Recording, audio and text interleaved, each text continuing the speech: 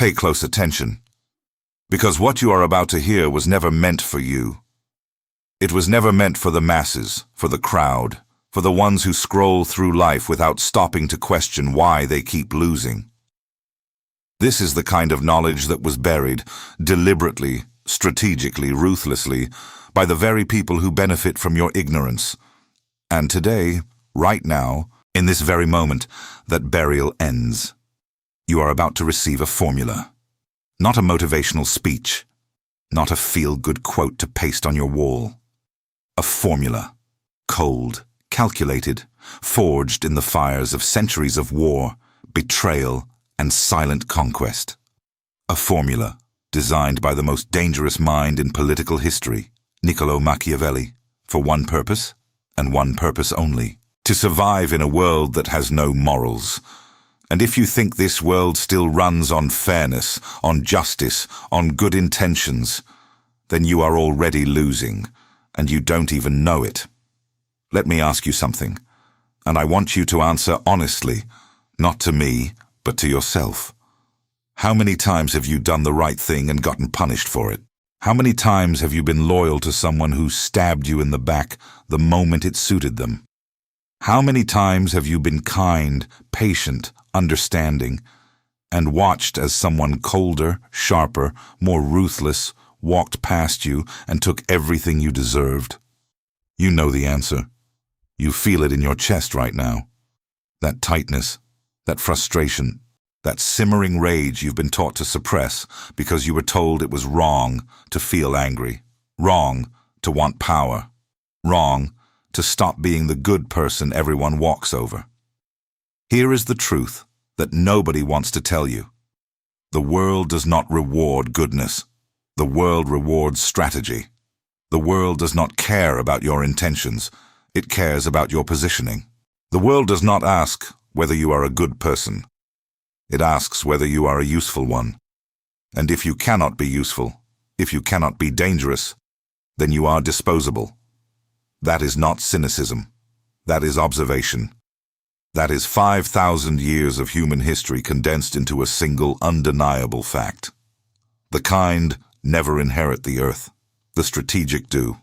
Machiavelli understood this before anyone had the courage to say it out loud. While every philosopher of his time was busy painting portraits of ideal republics and perfect moral systems, Machiavelli did something radical, something unforgivable.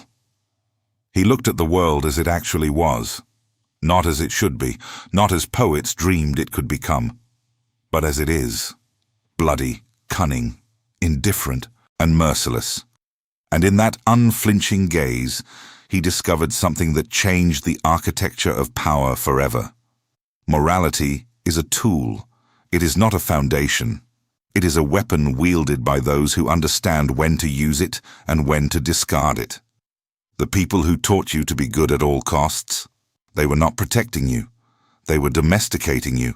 They were turning you into someone easy to manage, easy to predict, easy to control, and you accepted it. Because it felt noble. Because it felt right. But nobility without power is theater, and righteousness without strategy is a grave. Let that sink in. Sit with it. Let it burn. Because the discomfort you're feeling right now, that is the first sign that something inside you is waking up. You were raised on a lie, a beautiful, comforting, poisonous lie. You were told that if you work hard, play by the rules, treat others well, and stay honest, the universe would somehow conspire in your favor. You were told that character is destiny, that what goes around comes around, that karma is watching. But look around you. Look at the people at the top, the ones making decisions that shape your life. Are they the kindest? Are they the most honest? Are they the ones who always played fair? No. They are the ones who understood the game. While you were busy being righteous, they were being strategic.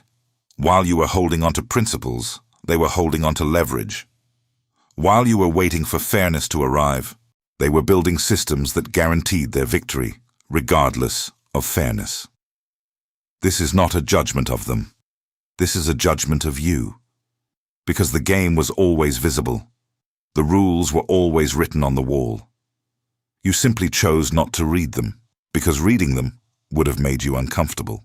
Because reading them would have shattered the illusion that the world operates on moral law. It does not. The world operates on power, and power does not care about your feelings. Machiavelli wrote in The Prince, and listen carefully, because this single line has more truth in it than 1,000 self-help books. He wrote that a man who wishes to act entirely up to his professions of virtue soon meets with destruction among so much that is evil. Read that again. A man who insists on being good in every situation will be destroyed by those who have no such insistence. This is not a call to become evil. This is a call to stop being naive. There is a vast and critical difference between the two, and understanding that difference is the first step in the formula you are about to receive. The formula for surviving in a world without morals does not require you to abandon your values. It requires you to stop letting your values abandon you. Because that is what happens when you are moral without strategy. Your values become chains. They don't protect you. They bind you. They make you predictable. And in a world of predators, predictability is a death sentence. Think about it. The person at your job who always gets promoted, is it the hardest worker? Or is it the one who understands visibility, timing, and alliances? The person in your social circle who commands the most respect, is it the nicest? Or is it the one who knows when to speak, when to withhold, and when to withdraw? The person in your family who holds the most influence, is it the one who sacrifices the most? Or is it the one who has mastered the art of positioning themselves as indispensable? The answer terrifies you, because the answer means everything you were taught was incomplete. Not wrong, incomplete. You were given half a map and told it was the whole territory. You were taught to be good, but never taught to be sharp. You were taught to be kind, but never taught to be discerning. You were taught to give, but never taught to calculate the cost of giving. And that incompleteness, that gaping hole in your education, is exactly what has left you vulnerable, confused, and quietly furious at a world that seems rigged against you. It is not rigged. It is designed. And today, you are going to learn the design. Machiavelli was born in Florence in 1469, in a time of extraordinary chaos. Italy was not a nation. It was a collection of warring city-states, each ruled by families, mercenaries, popes, and opportunists who would slit your throat at a banquet and toast to your memory. There was no Geneva Convention, no international law, no social contract that couldn't be shredded the moment it became inconvenient. In that world, a world without morals in the purest, rawest sense, Machiavelli served as a diplomat, an advisor, a political operative. He watched empires rise on deception and fall on trust. He watched good men get devoured by the very systems they tried to reform, and he watched ruthless men build dynasties that lasted centuries. And what did he conclude? Not that evil wins. That is the shallow reading of Machiavelli, the reading of people who have never actually read him. What he concluded was something far more nuanced and far more dangerous. Reality wins. The person who sees the world clearly, without filters, without wishful thinking, without moral blinders, that person survives. That person thrives, not because they are evil, but because they refuse to be blind. And that is the first principle of the formula. See the world as it is, not as you wish it to be. Strip away the comforting narratives, peel back the layers of social conditioning. Look at human nature, at your own nature, with the unflinching honesty of a surgeon examining a wound. Because you cannot heal what you refuse to see, and you cannot navigate a world you insist on misunderstanding. Right now, in your life, there are people who smile at you while calculating your weaknesses. There are people who praise you while maneuvering to replace you. There are people who call themselves your friends, but would abandon you the moment your utility expires. This is not paranoia. This is pattern recognition. And if you have lived long enough, you already know I am telling the truth. You have felt it. You have experienced it. You have been blindsided by betrayal and wondered, how did I not see this coming? You didn't see it coming because you were looking at the world through the wrong lens. You were looking through the lens of how things should be. The formula demands you switch to the lens of how things are. Does this mean you trust no one? No. It means you trust intelligently. It means you understand that trust is not a gift you hand out to anyone who seems pleasant. Trust is a strategic investment. It is earned, tested, and, most importantly, it is always conditional. Unconditional trust is not a virtue. It is a vulnerability. And Machiavelli knew this. He knew that the prince, the leader, the sovereign individual, must be like the fox and the lion. The fox to recognize traps, the lion to frighten wolves. You need both natures inside you, not alternating, coexisting. Right now, you are probably only one of them. You are either too trusting, too open, too willing to give people the benefit of the doubt, which makes you the prey. Or you are too closed, too suspicious, too armored, which makes you isolated and brittle, incapable of forming the alliances you need to rise. The formula teaches you to be both, to be warm without being weak, to be open without being exposed, to be generous without being exploited. This is not manipulation. This is mastery. And the difference is everything. The world you live in right now, this modern world of social media and corporate ladders and digital connections, is more Machiavellian than anything Machiavelli ever witnessed. The tools have changed. The platforms have evolved. But the dynamics of power, they are identical to the ones that ruled Renaissance Florence. People still form alliances to destroy competitors. People still use information as currency. People still sacrifice loyalty the moment it becomes expensive. People still wear masks, not of porcelain, but of curated profiles and strategic vulnerability. The theater has moved online, but the play is the same. And you are in this play whether you like it or not.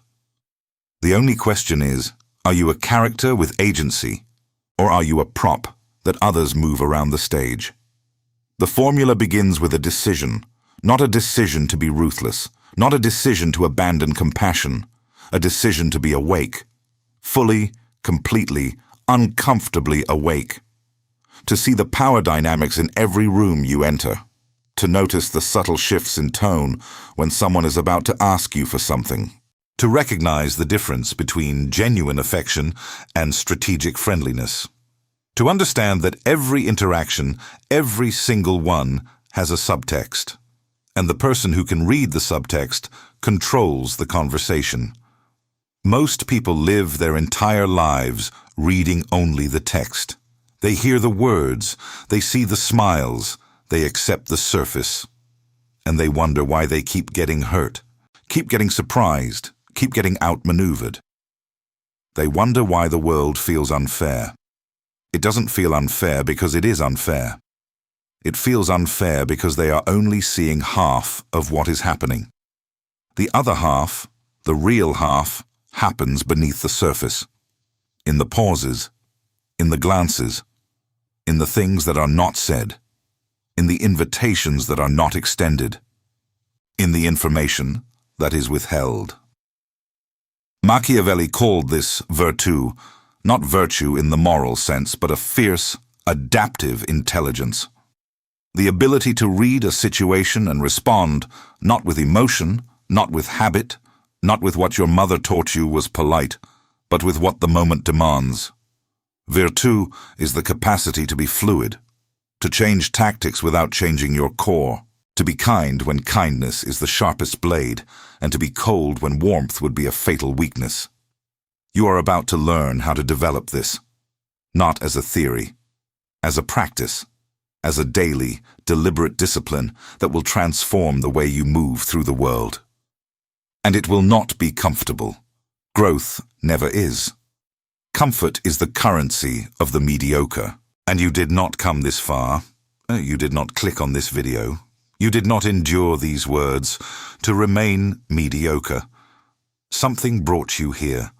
Something inside you, some quiet, persistent, unignorable voice, has been whispering that there is more, that you are capable of more, that the life you are living is a fraction of the life you could command. That voice is not ambition. It is recognition. It is the deepest part of you acknowledging what it has always known. You were not built for the crowd. You were built for the arena. But the arena has rules. Dark rules. Unspoken rules. Rules that the powerful know by instinct and the powerless discover only through suffering. And those rules are what this formula contains. Not the rules of morality. You already know those. The rules of reality. The rules that actually govern who rises and who falls, who leads and who follows, who commands respect and who begs for it. Here is what you need to understand before we go deeper, because this is the foundation upon which everything else is built. Morality and strategy are not enemies, they are partners, but they must serve each other in the right order. The world teaches you to put morality first and let strategy follow. That is backwards. Machiavelli teaches you to put clarity first, clarity about the terrain, about human nature, about your own desires and weaknesses, and then let your moral choices be informed by that clarity. When you see the board clearly, you make better choices, not just strategically better, morally better, because a blind good deed can cause as much harm as a deliberate cruelty. The road to destruction is paved not just with bad intentions, but with good intentions executed without understanding. Think about the friend who lends money to an addict out of compassion and funds their destruction. Think about the parent who protects their child from every hardship and creates a fragile adult incapable of surviving reality. Think about the leader who avoids difficult conversations out of kindness and watches the entire team collapse because the problem was never addressed. Good intentions, devastating outcomes, because the intention was moral, but the execution was blind. The formula cures that blindness. It does not make you heartless. It makes you precise. It does not make you cruel. It makes you effective. And in a world without morals, a world where the ruthless eat the naive for breakfast, being effective is not optional. It is survival. So here is what I need from you. I need your attention. Not partial, not distracted. Full, concentrated, deliberate attention. What you are about to hear in the next sections of this video will challenge beliefs you have carried your entire life. It will make you uncomfortable. It will make you question people you trusted. It may even make you question yourself. That is the point. Because the formula does not work on a mind that is closed. It only works on a mind that is willing to be rebuilt. Machiavelli did not write for the comfortable. He wrote for the desperate. For the ones who had been knocked down by a world they did not understand and were willing to do whatever it took, not whatever was easiest, but whatever it took to stand back up. He wrote for you right now, in this exact moment. And the fact that you are still listening tells me something about you that the people around you probably do not see. It tells me that beneath the surface, beneath the politeness, beneath the compliance, beneath the careful, measured way you present yourself to the world, there is something fiercer, something that refuses to stay domesticated. Good. That is the part of you this formula is designed for. That is the part that is going to transform. But transformation requires honesty. Brutal, undecorated, unflattering honesty. And here is the first dose. You have been complicit in your own defeat, not because you are weak, but because you were given a defective map and you followed it faithfully. You followed the rules of a game that was designed for you to lose. You played fair in an arena where your opponents were playing to win, and every time you lost, you blamed yourself, your effort, your talent, your luck, when the real problem was never you. The real problem was your operating system, the code running beneath your decisions, the invisible assumptions that guided your behavior. Those assumptions, be good, be fair, be patient, be humble, are not wrong. but they are incomplete. Fatally incomplete. And what is fatal in this context is not metaphorical. It is real. Dreams die, careers die, relationships die, spirits die. All because good people operated with an incomplete understanding of the world they were navigating. Today, the installation of the complete operating system begins. And the first upgrade is this: stop seeing the world through the lens of what is fair. Start seeing it through the lens of what is real. If you understood what I just told you, truly understood it, not intellectually but in your bones, then you are ready for what comes next. Because the formula has layers, and each layer is more powerful than the last. What I've given you so far is the foundation, the diagnosis, the acknowledgement that the map you've been using is broken. What comes next is the new map, the actual territory, the real rules, the techniques, the strategies, the psychological instruments that will transform you from someone who reacts to the world into someone who shapes it. Stay with me, because the most dangerous knowledge is still ahead, and it was designed specifically for minds like yours. Minds that refuse to settle, refuse to comply, refuse to accept that the game cannot be rewritten. It can, and you are about to learn how, now that you understand the terrain, now that the illusion has cracked and you can see the raw machinery beneath the surface.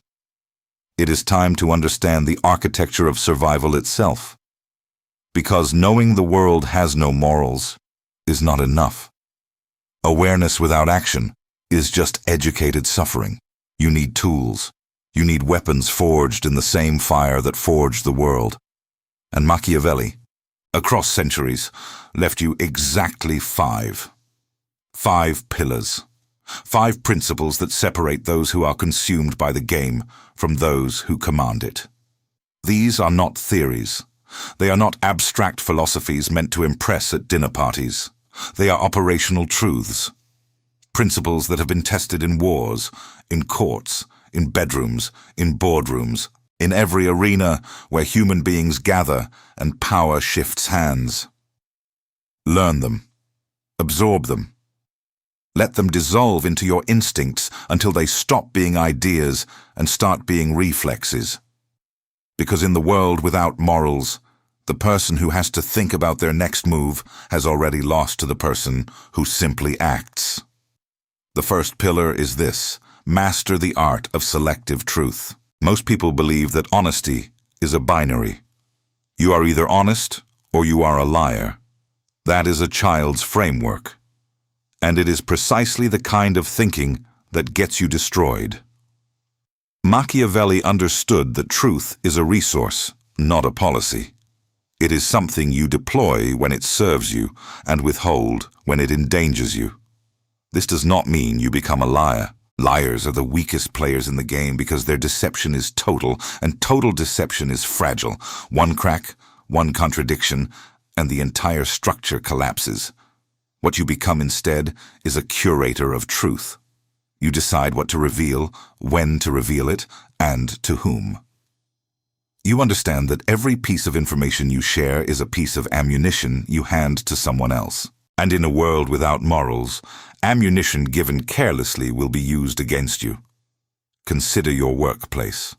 There is someone you trust, a colleague, perhaps a friend. You share your frustrations.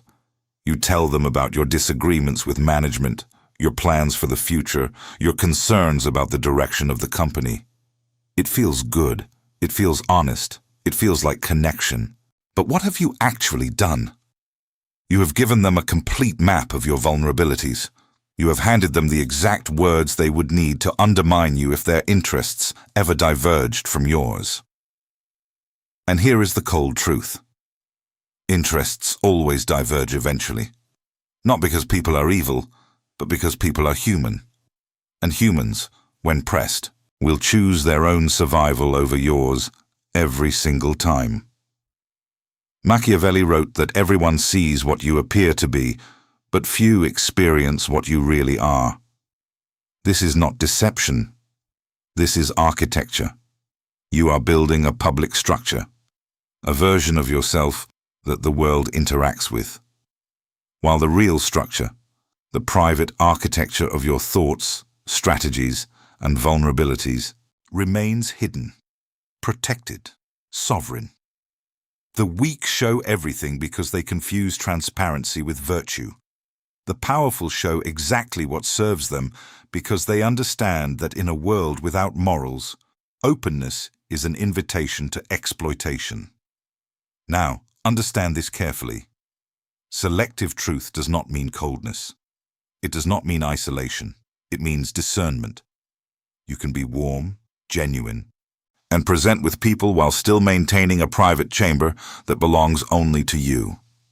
In fact, the most magnetic people in history, the leaders, the legends, the ones who commanded loyalty that lasted beyond their lifetimes, all had this quality. They made you feel seen without ever being fully seen themselves. There was always a layer beneath, a depth you could sense, but never fully reach. And that unreachable depth? That is what created their gravity. That is what made people orbit around them instead of the other way around. You want that gravity, and you build it by understanding that your inner world is sacred territory. Not everyone earns access. Not every question deserves an answer. Not every silence needs to be filled. The second pillar: become a student of human nature, not human ideals. This is where most people fail catastrophically. They interact with the world based on how they want people to be, not on how people actually are. They expect loyalty because they are loyal. They expect fairness because they are fair. They expect consistency because they are consistent. And when reality shatters those expectations, they feel betrayed. But the betrayal is self-inflicted. It was born the moment they assumed others operate by the same internal code. Machiavelli was, above all else, an observer. He watched people, not to judge them, but to understand them. He catalogued the patterns, he studied the motivations, and he arrived at a conclusion that has never been proven wrong. People are driven by self-interest. Not always consciously, not always maliciously, but always fundamentally. Even acts of apparent selflessness, charity, sacrifice, devotion, are at their root serving a psychological need within the giver. The need to feel noble, the need to be seen as generous, the need to maintain a self-image of goodness. This is not a condemnation of humanity. It is a description of it, and descriptions, unlike judgments, are useful. When you understand that self-interest is the engine of all human behavior, you stop being surprised, you stop being hurt, you stop taking things personally, because someone's betrayal of you was never about you. It was about them, their needs, their fears, their calculations. You were a variable in their equation, not a person in their heart. And once you see this, once you truly, deeply internalize it, you gain something priceless. Freedom from the emotional prison of expectation. The person who expects nothing is never disappointed. But more than that, the person who understands human motivation can predict behavior, and prediction is power. When you walk into a room and you can read the self-interest of every person present, who wants approval, who wants control, who wants escape, who wants recognition, you are no longer a participant in the game. You are the one watching the board from above. You see the moves before they happen. You understand the alliances before they form. You recognize the betrayals before they strike.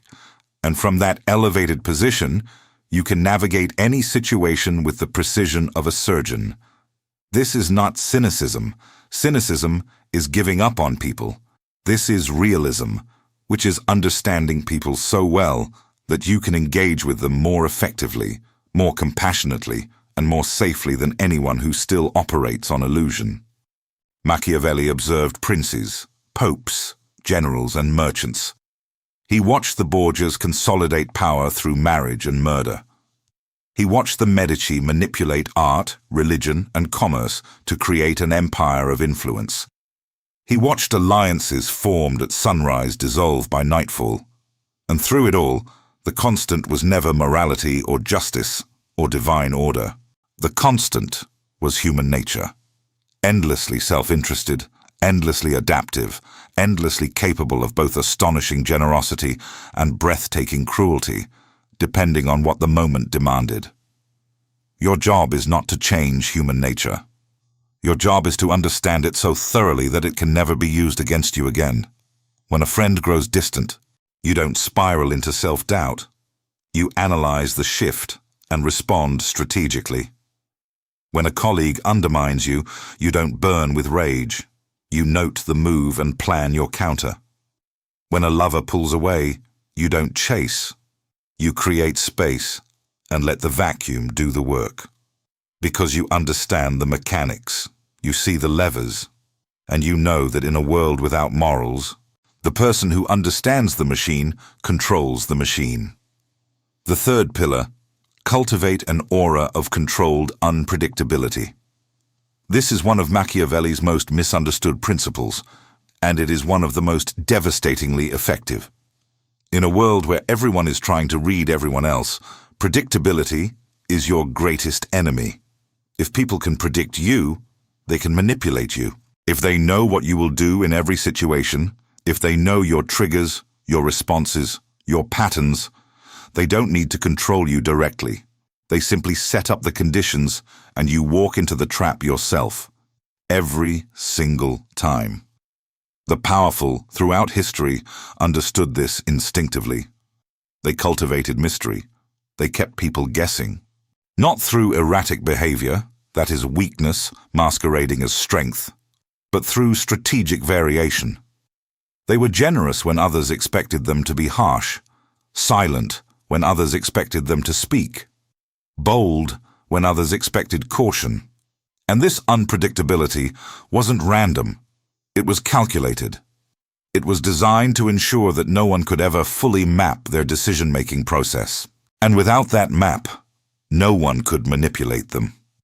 Think about the people in your life who hold the most psychological power over others.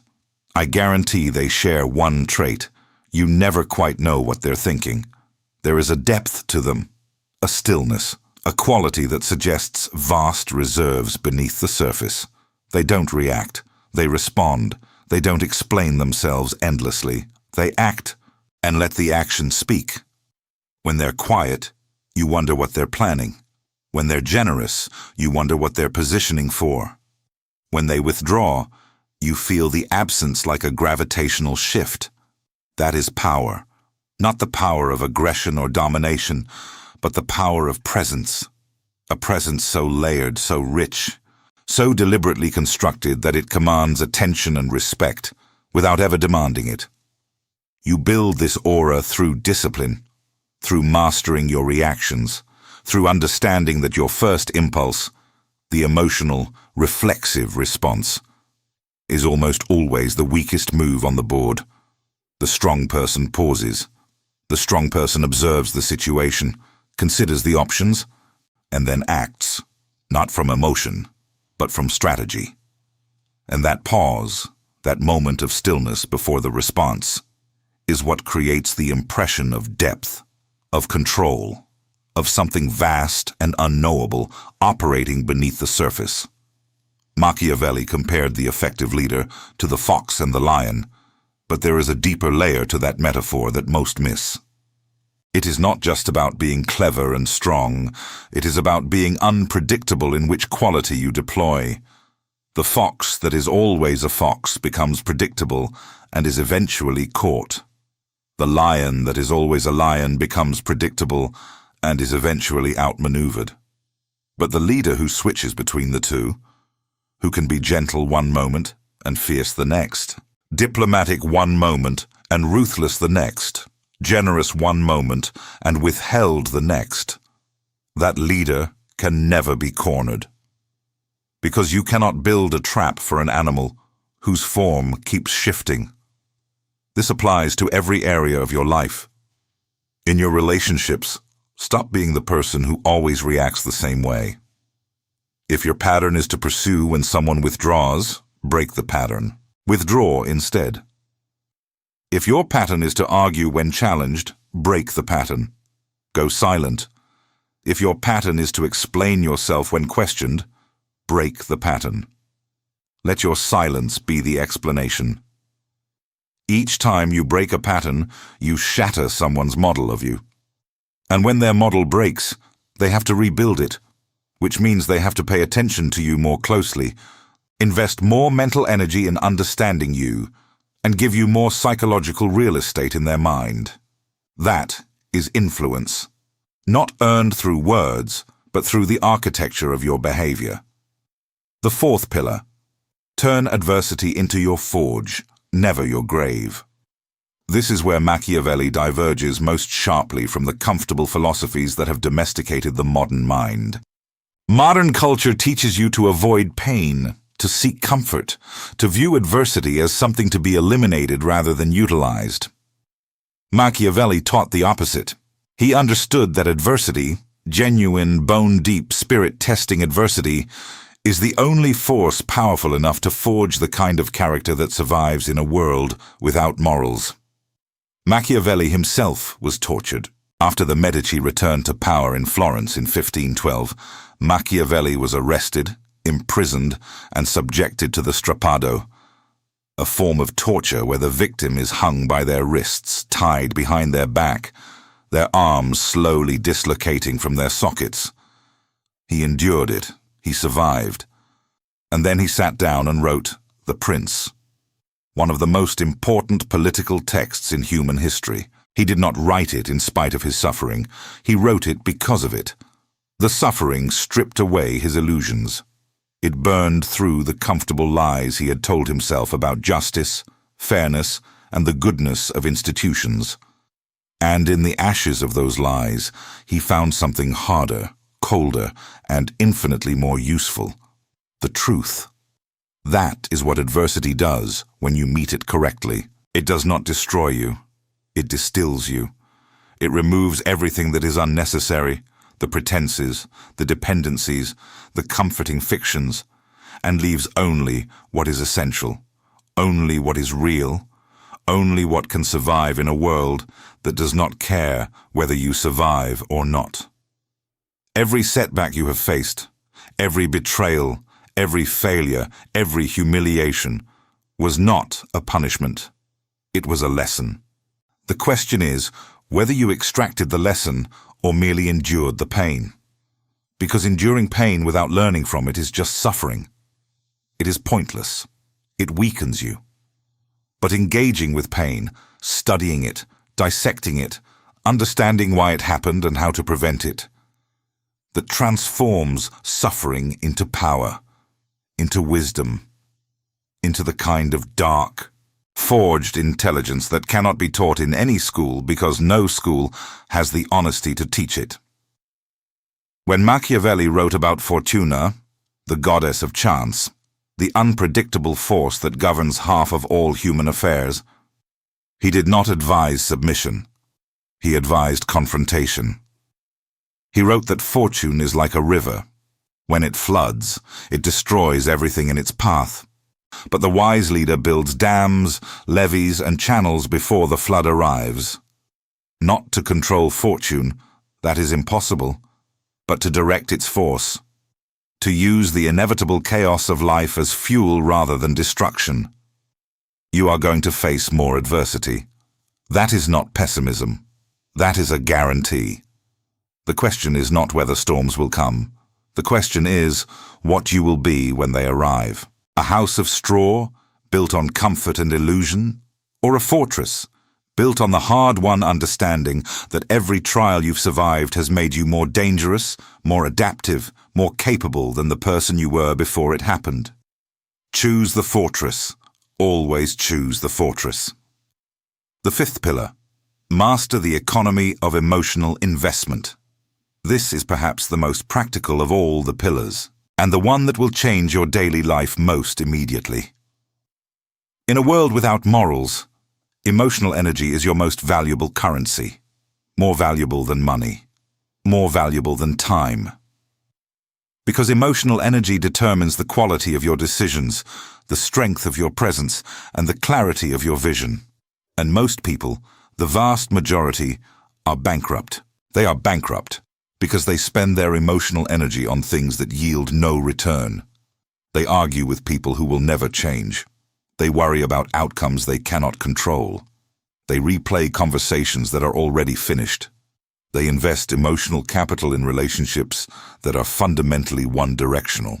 They carry the opinions of strangers as if those opinions were boulders strapped to their backs. And at the end of each day, they are exhausted. Not physically, emotionally. Drained of the very energy they need to think clearly, act decisively, and pursue the things that actually matter. Machiavelli understood that the effective leader, the surviving individual, is ruthlessly economical with their emotional investment. They do not waste energy on battles that cannot be won. They do not engage with provocations designed to drain them. They do not explain themselves to people who have already decided not to understand. Instead, they invest their energy where the return is highest, in self-mastery, in strategic relationships, in the patient construction of the life they are building. This means making cold, uncomfortable decisions about where your attention goes. It means recognizing that some relationships, no matter how long they have existed, are net negative investments. They take more than they give. They drain more than they fuel. They diminish more than they elevate. And it means having the strength to reduce your investment in those relationships without guilt, without drama, without explanation. Not because you are heartless, but because you are strategic. Because you understand that a life spent pouring energy into bottomless holes is a life that never fills its own reservoir. It also means mastering the art of non-reaction. The world is full of provocations, insults, slights, injustices, frustrations that are specifically designed, whether consciously or not, to extract an emotional response from you. Every time you react, you transfer power. You give the provoker exactly what they wanted. You confirm that they have access to your emotional controls.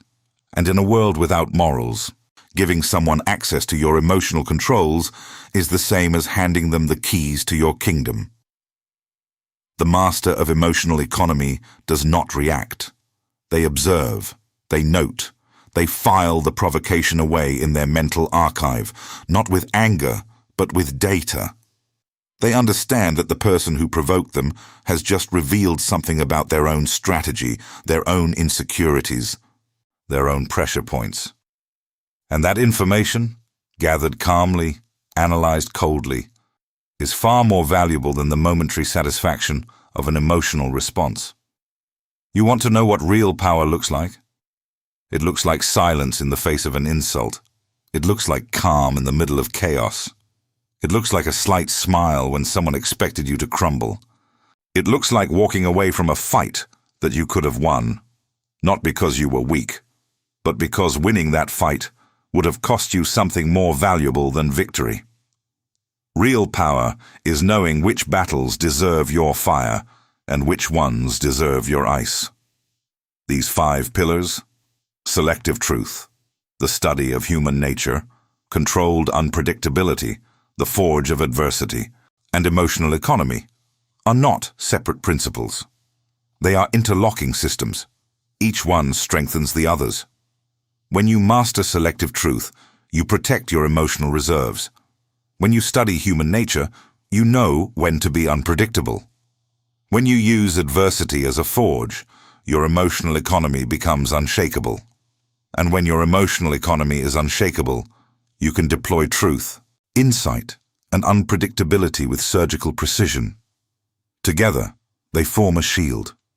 Not a shield that blocks the world, that would make you brittle, but a shield that filters the world, that lets in what strengthens you and deflects what weakens you, that allows you to move through a world without morals, not as a victim, not as a predator, but as something far more powerful, a sovereign individual, someone who answers to their own code, someone who cannot be manipulated because they understand the mechanics of manipulation better than the manipulators themselves, someone who cannot be broken because they have already been broken and rebuilt themselves stronger. Machiavelli did not create these principles from theory. He extracted them from blood, from betrayal, from the ruins of his own career and the ashes of his illusions. He paid for this knowledge with everything he had, and now it is yours. Not because you paid for it, but because you were brave enough to listen, because you had the rare, uncomfortable, extraordinary courage to keep watching when every instinct told you to look away. But listening is only the beginning. Understanding is only the foundation. What matters, what will actually change your life, is what you do with this knowledge, how you implement it, how you take these abstract pillars and plant them in the concrete soil of your daily existence. That is what comes next. The application, the tactics, the specific, actionable strategies that will allow you to walk into any room, any relationship, any conflict, and navigate it with the precision of someone who sees the board from above. Are you ready? Because the coldest, most practical, most transformative part of this formula is about to unfold. And once you see it, you cannot unsee it. Once you learn it, it becomes part of you, a permanent upgrade to the way you perceive, decide, and act, the way you survive. Stay close, because the game is about to change. You have the principles, you understand the terrain. Now it is time to sharpen the blade and learn exactly where to cut. Because principles without practice are poetry. Beautiful, perhaps inspiring, but ultimately useless when someone is coming for your throat. What I am about to share with you is the operational manual. The precise tactics, responses, and strategies you can deploy starting today, not next month, not when you feel ready, but today, to begin surviving and then thriving in a world that operates without the moral guardrails you were taught to rely on. Tactic 1. The strategic pause.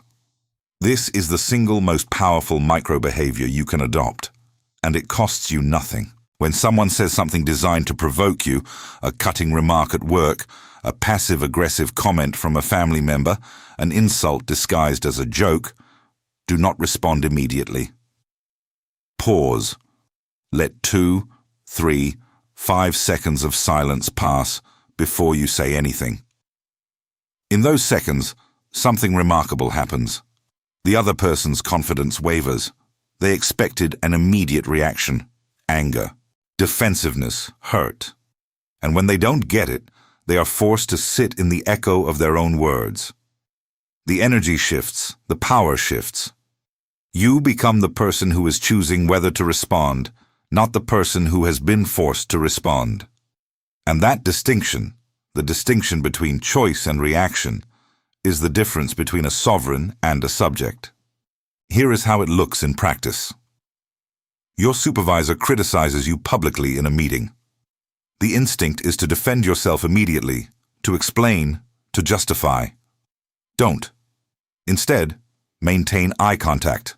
Let the silence hold. Then, after the pause, say calmly, "That's an interesting perspective. I'll take a closer look at that and follow up with you directly." You have not conceded. You have not surrendered. But you have demonstrated something far more powerful than any defense: composure. Unshakable, calculated composure. And everyone in that room, including the supervisor who tried to diminish you, has just unconsciously recalibrated their assessment of you. Because people who stay calm under fire are, in the primal psychology of human hierarchy, perceived as more powerful than people who crumble. Machiavelli understood this intuitively. The prince who reacts impulsively reveals his vulnerabilities. The prince who pauses, observes, and then responds reveals nothing except his control. And control, in every human interaction, is the highest form of currency. Apply this everywhere. When a friend makes a comment that stings, pause before responding. When someone cuts you off in traffic and your rage flares, Pause and let it pass through you without acting on it. When a lover says something hurtful during an argument, pause and watch how that silence changes the entire dynamic of the conversation. The pause is not passivity. It is the most active thing you can do. It is a declaration that you are operating on your own timeline, not theirs. Tactic 2. The information asymmetry. In every relationship, every negotiation, every conflict, the person with more information has the advantage. This is so fundamental it sounds obvious, yet almost everyone violates it constantly. They volunteer information. They share plans before those plans are secured. They reveal emotions before they've had time to process them. They give away their cards because silence feels awkward, because sharing feels like connection, because they were taught that openness is a virtue. Here is the tactic. In any situation where stakes are present, a negotiation, a conflict, a new relationship, a workplace dynamic, ask more than you tell. Listen more than you speak. When someone asks you a direct question, respond with a question of your own before answering. Not to be evasive, but to gather data before surrendering it. What do you think about the new project? Instead of answering immediately, you say, "What's your take on it?" And in their answer, they reveal their position, their biases, and their concerns, all before you have revealed anything about yours. This is not manipulation. This is intelligence gathering, and it is the single most important skill in any negotiation, any difficult conversation, any high-stakes interaction. Because the person who speaks first in a negotiation almost always loses. The person who reveals their position first in a conflict gives the other side time to prepare a counter. And the person who shares their emotions first in a relationship gives the other person the power to define the terms of the connection. Machiavelli wrote that a wise prince should never take counsel from anyone except when he decides, not when others decide. This means you control the flow of information. You decide when you are ready to share, what you are willing to share, and what will remain behind your walls forever. This does not make you cold. It makes you sovereign. It means your words carry weight because they are rare. Your opinions carry impact because they are not scattered freely across every conversation. Your silence carries gravity because people know that when you do speak, it matters. Here is a specific script you can use in professional settings. When a colleague tries to extract your opinion before you are ready to give it, and this happens constantly in workplaces designed to force premature commitment, say, "I'm still thinking through a few angles on that. I'll have something more concrete by tomorrow." This sentence does three things simultaneously. It signals intelligence. You are considering multiple perspectives. It signals confidence. You are not rushed by their timeline. And it withholds information. You have revealed nothing about your actual position while buying yourself time to observe theirs. Tactic 3. The strategic withdrawal. Most people think that power is about presence, about being in the room, being at the table, being visible. And they are half right. Presence matters. But absence, deployed correctly, matters more. Because presence can be ignored. Absence cannot. When you are always available, always present, always responding, you become background noise. Your contributions become expected. Your attention becomes assumed, and what is assumed is never valued. But when you withdraw, strategically, not petulantly, something shifts. People notice the void. They feel the absence of your energy, your input, your presence. And in that void, they are forced to reckon with your value. Not because you told them about it, not because you demanded recognition, but because the absence itself is the argument. Here is how to apply this. If you are in a friendship where you are always the one initiating contact, stop. Not with anger, not with a dramatic announcement. Simply stop initiating and observe what happens. If the other person reaches out, the relationship has genuine reciprocity. If they don't, if weeks pass without a word, you have your answer. And that answer, while painful, is invaluable. Because it frees you from investing emotional capital in a one-directional connection. In professional settings, the strategic withdrawal works differently, but just as powerfully. If your contributions are being overlooked, stop volunteering ideas in meetings for a period. Let the silence speak. When the quality of output noticeably drops, because it will, your value becomes visible not through your words, but through their absence. This is not sabotage. This is recalibration. You are teaching the environment to accurately assess your worth by temporarily removing what they took for granted. In romantic relationships, the strategic withdrawal is nuclear.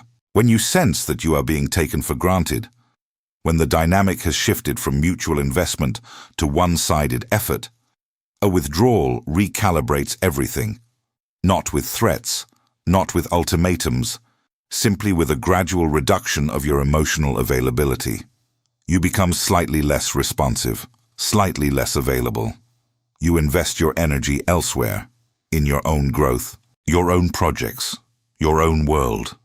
And the other person, sensing the shift, is forced to either invest more or accept the loss. Either outcome serves you, because either you gain a more balanced relationship, or you discover that the relationship was never worth what you were investing in it. Machiavelli understood this deeply. He wrote about the prince who gives too freely, who makes himself too accessible, who provides without conditions, and how that prince eventually finds himself impoverished and despised, not despite his generosity, but because of it. Generosity without boundaries is not virtue. It is a slow form of self-destruction. Tactic 4. The mirror technique. This is one of the most psychologically powerful tools available to you, and it requires nothing more than observation and timing. The mirror technique is simple. When someone reveals their strategy, through their words, their behavior, their patterns, you reflect it back to them, modified and improved. You let them show you how they operate, and then you use that same operational style against them. Not out of malice, out of efficiency, because the strategies people use reveal the strategies they are most vulnerable to. If someone tries to manipulate you through guilt, it tells you that guilt is a lever they themselves respond to. If someone tries to control you through information withholding, it tells you that being left out of the loop is their deepest insecurity.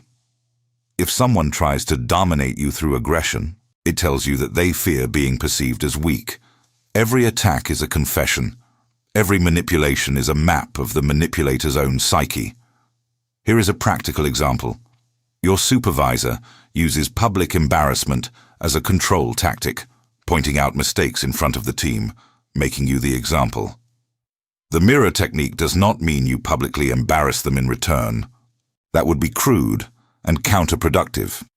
Instead, you subtly ensure that any information that reflects poorly on them reaches the right people through the right channels. You do not attack. You simply ensure that the spotlight they aimed at you occasionally swings back in their direction. Not through gossip. Gossip is the weapon of the powerless. Through strategic transparency. You share facts. You CC relevant parties. You ensure accountability is symmetric, and the person who relied on the darkness to protect them while attacking you suddenly finds themselves in the same light. Machiavelli wrote that it is better to be feared than loved, but never hated. The mirror technique walks this exact line. You do not make enemies unnecessarily. You do not provoke without purpose, but you ensure that anyone who targets you understands, implicitly, that targeting you carries a cost, that you are not prey, that you are the kind of person who observes, remembers, and responds, not in anger, but in precision. And that understanding alone is often enough to redirect aggression toward easier targets. Tactic 5. The controlled vulnerability. This seems to contradict everything I've said about protecting information and maintaining mystery. It doesn't. Because strategic vulnerability is not the same as openness. It is the opposite. Strategic vulnerability is the calculated display of a carefully chosen weakness to build trust, create connection, and, most importantly, distract from your actual vulnerabilities. It is a controlled demolition of a non-essential wall to protect the fortress behind it. Here is how it works. In a new professional environment, you share a minor, non-threatening weakness. Perhaps a humorous admission that you are terrible with names, or that you once made a laughable mistake early in your career. This does several things. It humanizes you, which makes people lower their guard around you. It demonstrates confidence, because only someone secure in their competence admits flaws voluntarily. And it sets a false floor. People believe they have seen your vulnerability, which means they stop digging for the real one. In personal relationships, controlled vulnerability is even more powerful.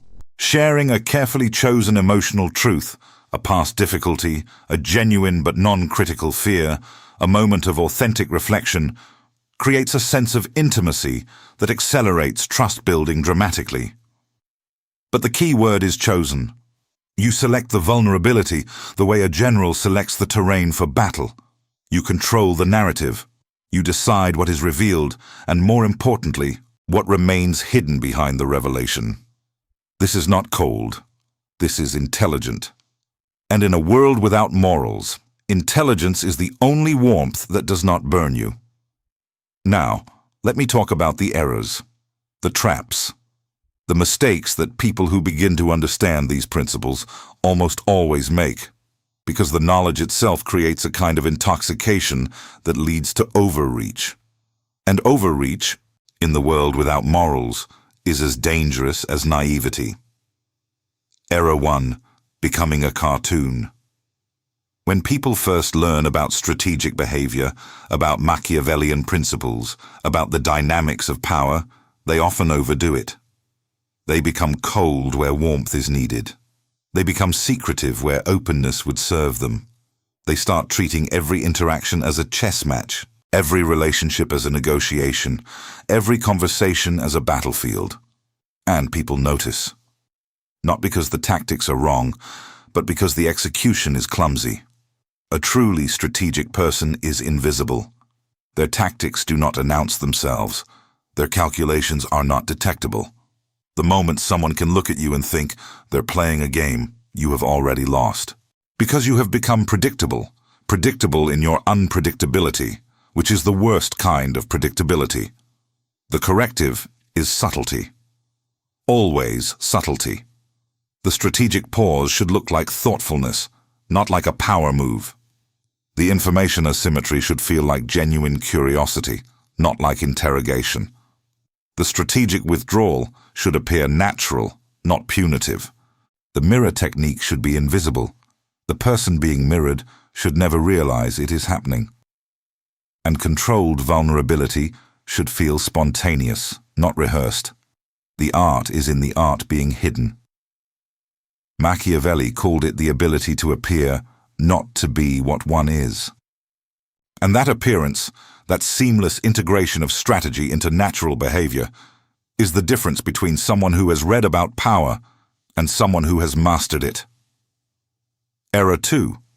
Applying strategy to every relationship equally. Not every relationship needs to be strategic. Not every interaction is high stakes. Some people are genuinely your allies. Some friendships are authentically reciprocal.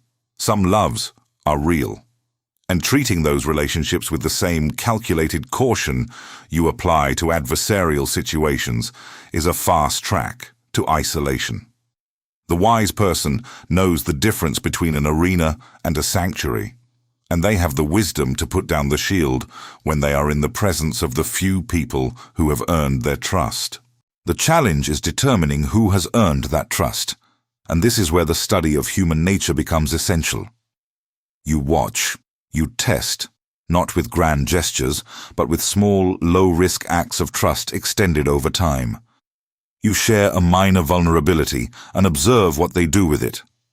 If it is held with care, you share something slightly more significant. If it is weaponized or gossiped, you know. and you adjust without drama, without confrontation, without explanation. You simply reclassify the relationship from sanctuary to arena, and you protect yourself accordingly. Error 3. Confusing strategy with cruelty. This is the most dangerous error of all, and it is the one that turns would-be sovereigns into petty tyrants. Strategy is precise. Cruelty is excessive. Strategy targets specific outcomes. Cruelty targets people. Strategy is deployed when necessary and withdrawn when the objective is achieved. Cruelty lingers. It festers, it grows, and eventually it consumes the person who wields it. Machiavelli himself, the supposed champion of ruthlessness, was clear about this.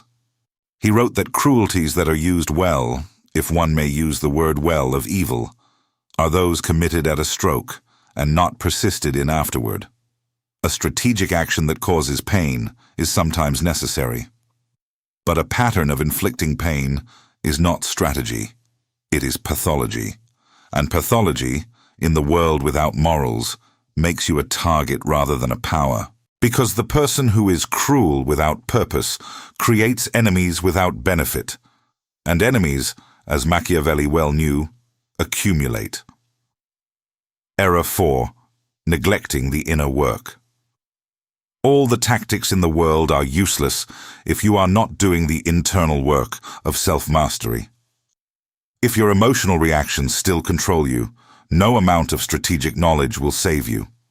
If your ego still drives your decisions, you will choose battles that serve your pride rather than your purpose. If your fears still dictate your behavior, you will retreat when you should advance, and advance when you should retreat. The inner work is the foundation. It is the daily practice of self-awareness, of emotional regulation, of honest self-assessment. It is looking at yourself in the mirror. Not the one on the wall, but the one in your mind, and seeing clearly where you are strong and where you are vulnerable. It is the willingness to confront your own patterns, your own addictions to comfort, your own reflexive behaviors that sabotage your progress. And it is the discipline to change those patterns, slowly, deliberately, painfully, until the new patterns become the default. Machiavelli wrote that, "Fortune governs half our actions, but allows us to govern the other half. That other half, the half that is yours to control, is not your circumstances. It is not other people's behavior. It is you. Your responses, your decisions, your discipline, your willingness to do the hard, unglamorous, invisible work of becoming the kind of person who does not need the formula because they have become the formula." Error 5. Isolating yourself completely. There is a temptation, when you begin to see the world clearly, to withdraw entirely. To decide that people are not worth the risk, that relationships are not worth the investment, that solitude is the ultimate safety, and while solitude has enormous value, it is where the deepest thinking happens, where the clearest strategies are formed, where the noise of the world falls away and you can hear your own thoughts. Total isolation is not strength. It is retreat. And retreat, in the world without morals, is a slow surrender. Machiavelli never advocated for isolation. He advocated for selective connection, for building a small, carefully chosen inner circle of people whose loyalty has been tested, whose judgment you respect, and whose presence makes you stronger rather than weaker. These people are rare. They are not found quickly or easily, but they are essential. Because the sovereign individual is not a lone wolf, that is a romantic myth. The sovereign individual is the leader of a small, elite pack, each member chosen with the same care and precision that a general uses to choose their most trusted lieutenants. Find your pack. Test them slowly. Trust them incrementally. And once they have proven themselves, protect those relationships with the same ferocity you use to protect yourself. Because in a world without morals, a genuine alliance is the rarest and most powerful resource that exists. These are the tactics. These are the errors. This is the operational manual. But here is the truth that underlies all of it, the truth that makes the formula work. None of this matters if you do not execute. Knowledge that remains theoretical is knowledge that remains useless. You can watch this video 10 times. You can memorize every word. But if you do not walk out into the world and begin applying these principles, begin pausing before you react, begin asking before you tell, begin withdrawing when your value is assumed, begin observing before you engage, then nothing changes, and you return to the same life, the same patterns, the same slow erosion of your potential that brought you here in the first place. The world without morals does not wait for you to be ready. It does not give you a practice round. It is happening right now in every interaction, in every relationship, in every room you walk into.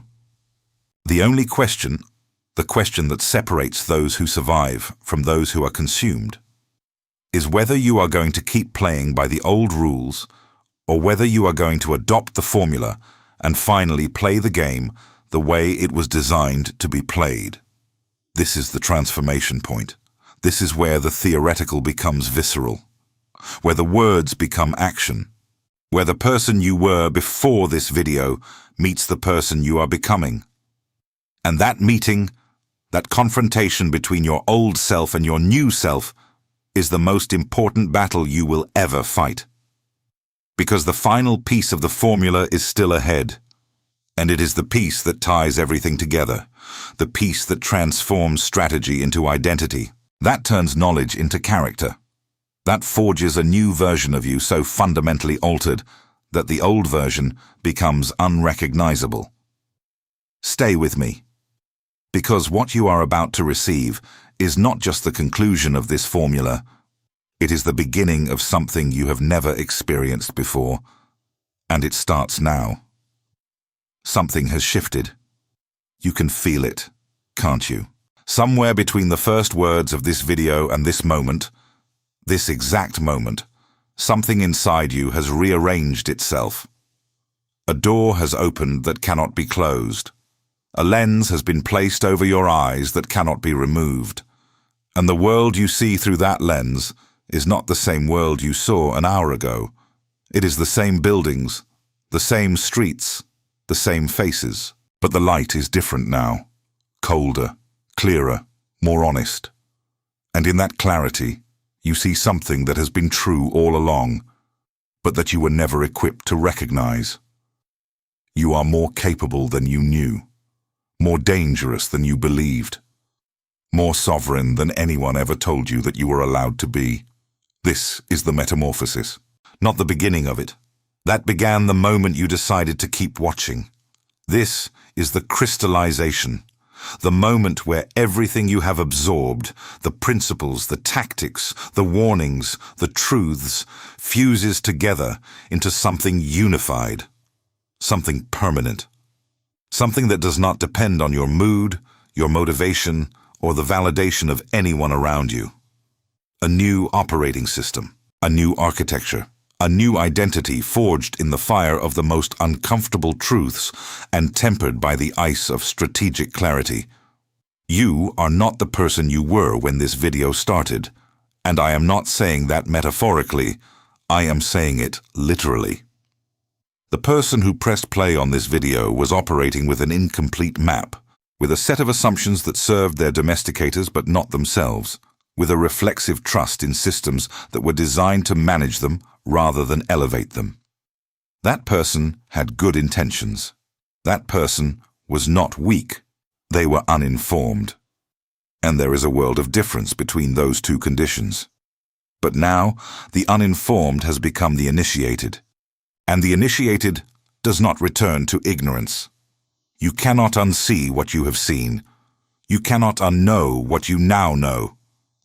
And that permanent, irreversible shift in your understanding is both your greatest gift and your heaviest burden. Because from this moment forward, every time you see someone being manipulated, you will know the mechanics. Every time you watch someone play the fool, you will see the game being played upon them. Every time you observe a power dynamic in a room, the subtle jockeying, the veiled hostility, the strategic complements that are really investments, you will see it as clearly as if the participants were wearing signs around their necks declaring their intentions. And that clarity will isolate you. Not from the world, you will move through the world with more fluidity than ever before. But from the comfortable illusion that the world is simple, fair, and kind. That illusion is gone now. And what replaces it is something far more useful, but far less warm: understanding. Let me tell you what you look like now, what you are becoming. The person emerging from this formula does not announce their power. They don't need to. Power that requires announcement is power that is uncertain of itself. No. The person you are becoming walks into a room and shifts the energy without saying a word. They listen more than they speak, and when they speak, every word carries the weight of intention. They are not the loudest voice.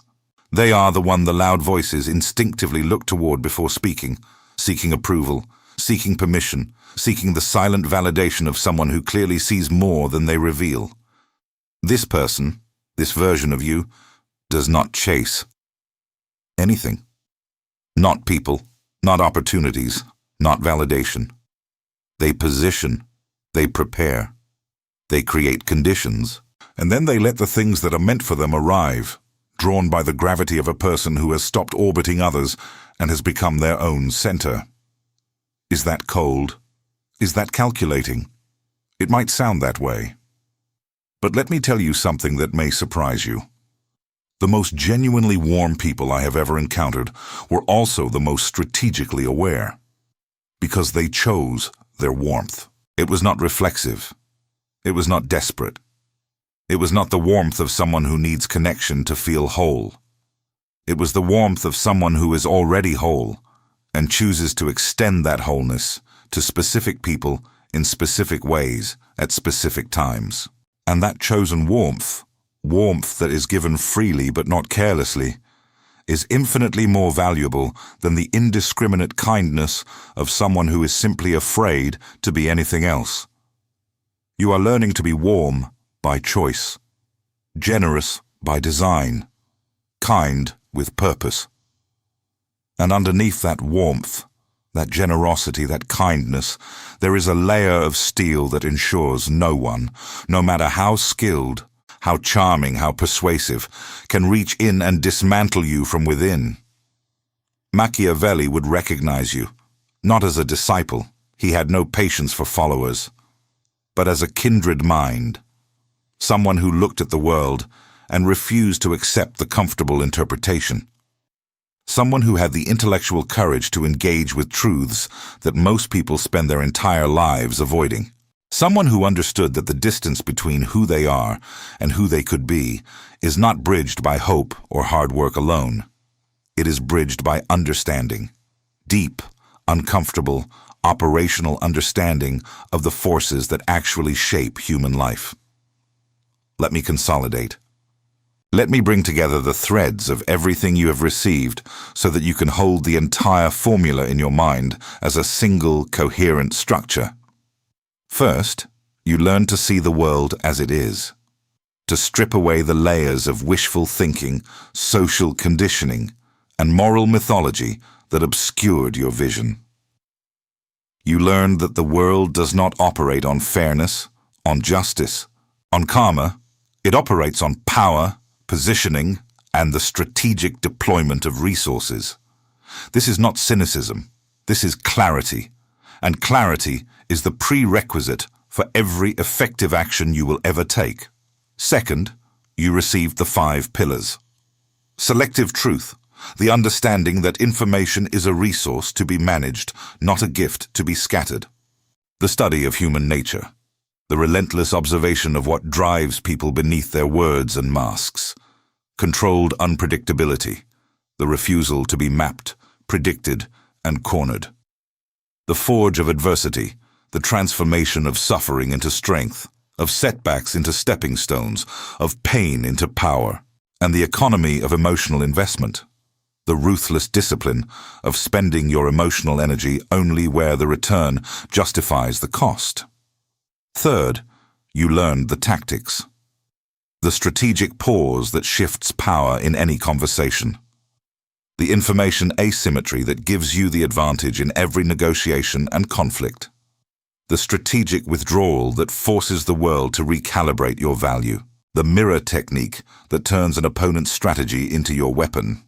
And the controlled vulnerability that builds trust while protecting your actual vulnerabilities from exposure. Fourth, you confronted the errors, the traps that catch those who learn these principles but apply them clumsily. The trap of becoming a cartoon, obvious and predictable in your strategic behavior. The trap of treating every relationship as a chess match. The trap of confusing strategy with cruelty. The trap of neglecting the inner work of self-mastery. And the trap of total isolation, which is retreat disguised as strength. This is the formula, not a set of tricks, not a collection of manipulative techniques. A comprehensive philosophy of engagement, a way of moving through a world without morals that preserves your integrity while protecting your interests. A way of being genuinely good without being fatally naive. A way of being powerful without being destructive. A way of surviving without losing the parts of yourself that make survival worth the effort. But here is the paradox. The deepest, most unsettling, most transformative paradox buried at the heart of everything Machiavelli ever wrote and everything this formula contains. And it is this. The formula, when fully absorbed, makes you more moral. Not less. More moral. Because morality practiced in ignorance is not true morality. It is compliance. It is doing what you were told to do without understanding why, without choosing it freely, without any alternative being available. That is not virtue. That is programming. But morality practiced with full understanding. Morality chosen after seeing the alternative, after learning the tactics of exploitation and manipulation and domination, after understanding exactly how much power you could wield if you chose to wield it destructively. That morality is real. That morality is chosen. And a chosen morality is infinitely more powerful, infinitely more durable, infinitely more meaningful than a programmed one. Machiavelli was accused of being immoral. Centuries of critics, philosophers, religious authorities, and comfortable academics have condemned him as a champion of evil, a guide for tyrants, a destroyer of ethical principles. But here is what those critics never understood. Machiavelli did not advocate for immorality. He advocated for informed morality. He wanted people to see the world clearly, not so they could exploit it, but so they could survive it.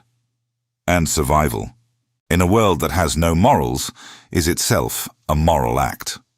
Because the person who survives with their integrity intact, who navigates the darkness without becoming dark, that person is a living proof that power and goodness are not mutually exclusive.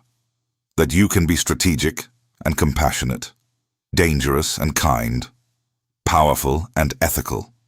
That is the highest form of Machiavellian mastery. Not the ability to destroy. Anyone with a weapon can destroy. The ability to choose not to destroy even when you have the full capacity to do so. The ability to hold power without being corrupted by it. The ability to see the darkness and walk through it without letting it seep into your soul. That is what you are becoming.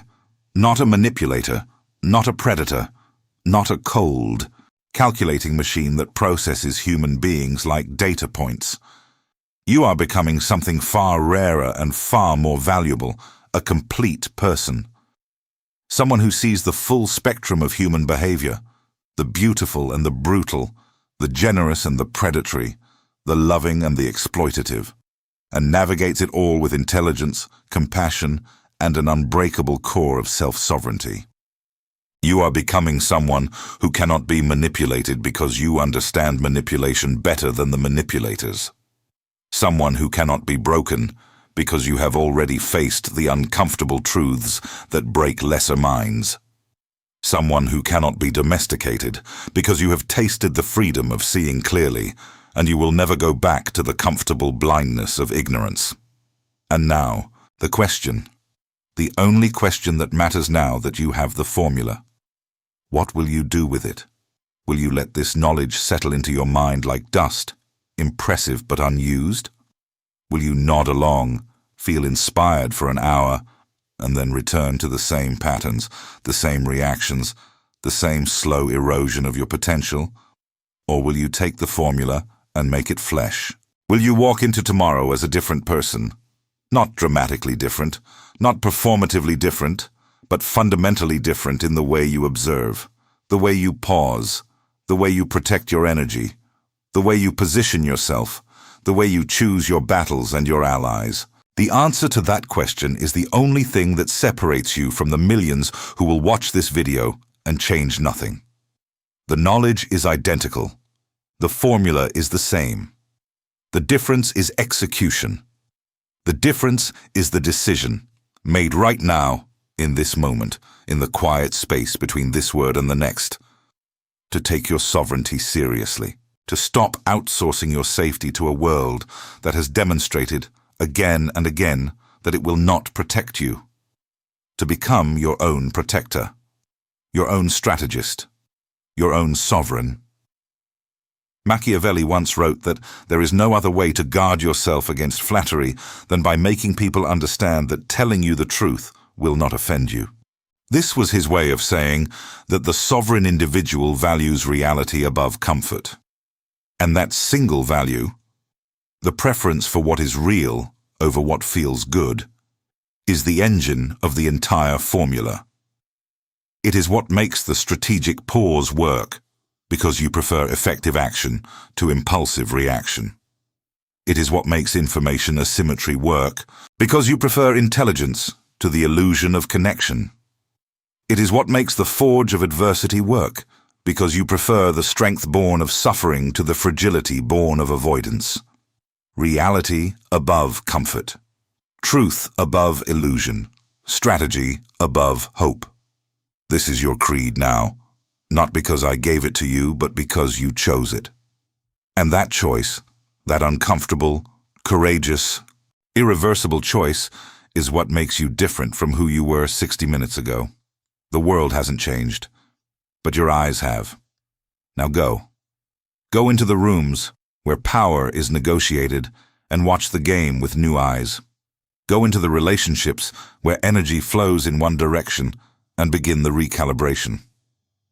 Go into the mirror and look at the person staring back and tell them, without flinching, that the era of compliance is over, that the era of sovereignty has begun, that from this day forward, you will not be managed, you will not be predicted, you will not be domesticated, and you will not be broken.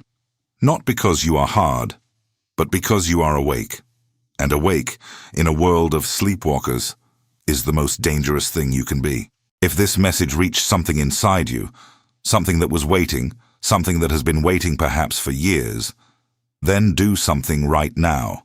Comment below the phrase, "I see clearly now." This is not a comment.